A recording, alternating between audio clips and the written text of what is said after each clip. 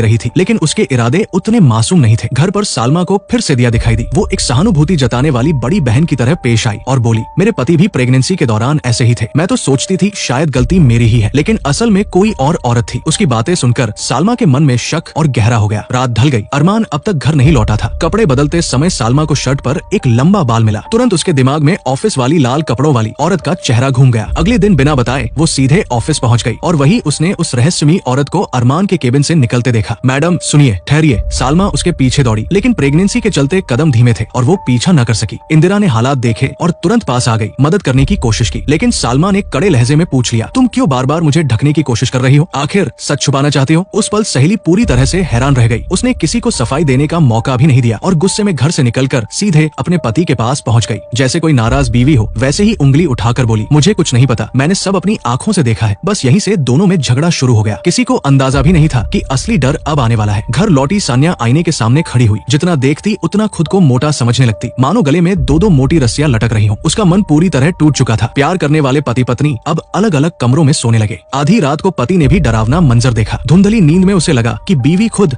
उसके गले पर हाथ डालकर मारने वाली है। वो सहम कर चुप हो गया। अगली सुबह नौकरानी सुनीता अपनी दोस्त दिया के साथ वहाँ पहुंची। टूटा फूटा घर देखकर दोनों को लगा कि यहाँ तो कोई रहता ही नहीं, लेकिन सुनीता यकीन करने के लिए कांच से झांक कर देखने लगी। अंदर बिल्कुल सन्नाटा था। उसी समय नीचे किसी ने दरवाजा खटखटाया। सान्या पास ही थी। उसने दरवाजा खोल दिया। तब जाकर सारा सच सामने आया और उसने सब कुछ बता डाला। दरवाजे पर जो खटखटा रहा था वो दरअसल दिया ही थी। मासूम सी सान्या को इस बारे में कुछ पता ही नहीं था। मैंने गार्ड और पड़ोसियों से पूछा, किसी ने भी दिया नाम की लड़की को नहीं पहचाना। कमरे में भारी सांसों की आवाज गूंज रही थी। अब सच्चाई सान्या को बताना जरूरी था। तभी उसने सुनीता से कहा, जूस लेकर आओ, हमारे मेहमान आए हैं। दिया ये नाम सुनते ही सबके होश उड़ गए, लेकिन सास ने खुद को संभाला और खिड़की से झांक कर बाहर देखा। वहाँ तो बहू अकेली खड़ी खुद से बातें कर रही थी। अचानक एक डरावनी आवाज गूंजी, हस्तक्षेप मत करो, जाकर वो पानी चेक करो जो सान्या ने दूसरे कमरे में रखा है। सास चुपचाप देखने लगी। उसने देखा कि सान्या सीधा किचन में गई, गैस का सिलेंडर खोला और बिना पलटे बाहर निकल गई। सास हैरान होकर गैस बंद करने ही वाली थी कि धड़ाम से तेज धमाका हुआ। गर्म पानी से भरा केतली गिरकर उसके पैरों पर उलट गई और चमड़ी तक झुलस गई। तभी असली सान्या दरवाजे से अंदर आई। सबको समझ आया कि पहले जो अंदर आया था वो तो एक शराब की परछाई थी। लेकिन कहानी यही खत्म नहीं हुई। सास ने सुनीता को आदेश दिया कि ऑफिस से लौटते ही बहू के चाचा से मिलकर सब सच बताया जाए, क्योंकि चाचा धार्मिक विद्वान थे, उन्हें कुछ तावीज टोने का इल्म था। उधर सुनीता जब बस पकड़ने जा रही थी, उसे बार बार महसूस हो रहा था जैसे कोई पीछे खड़ा बातें कर रहा हो। हाथ में पकड़े पते पर नजर डाली ही थी कि अचानक एक काला साया उसके सामने आ खड़ा हुआ। डर के मारे वो बेकाबू होकर सड़क पर भागी और बस की चपेट में आकर मौके पर ही मारी गई। इसी रात चाचा इस्लामिक मदरसे के पुराने हॉल में पहुंचे। वहाँ उन्होंने वही किताब देखी जिसके 2 पन्ने फाड़े गए थे। तभी उनके सामने भी एक काली परछाई प्रकट हो गई। दूसरी तरफ सालमा को पुलिस से खबर मिली कि सुनीता अब जिंदा नहीं रही। ये सुनकर सास ने आखिरकार सब सच उगल दिया और बहू की बातों पर